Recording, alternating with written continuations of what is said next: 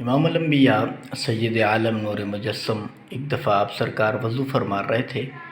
صحابہ کرام آپ کے جسم نور سے جو وضو کا پانی مس ہو رہا تھا اسے ہاتھوں پہ اٹھاتے، اپنے ہاتھوں پہ، چہرے پہ اور جسم پر ملتے تھے۔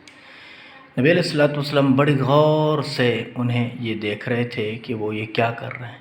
حضور نے پوچھا، اے میرے صحابہ، تمہیں کس چیز نے مجبور کیا اس کام کو کرنے پر؟ انہوں نے عرض کیا، رسول اللہ صلی اللہ علیہ وسلم آپ کی محبت نے۔ تو یہاں پر حضور نے اپنی محبت پر ایک مطالبہ کیا۔ جب حضور نے دیکھا کہ ان کے جسم اقدس سے، جسم نور سے جو پانی مس ہو رہا ہے، بطور تبرک صحابہ اپنے جسم پر مل رہے ہیں، تو حضور نے اپنی محبت پر ایک مطالبہ پیش کیا۔ سرکار نے فرمایا، جو بندہ یہ چاہتا ہے کہ وہ اللہ اور اس کے رسول سے محبت کرے یا اللہ اور اس کے رسول اس سے محبت کریں، تو فرمایا اسے چاہیے کہ جب وہ بات کرے تو سچ کہے۔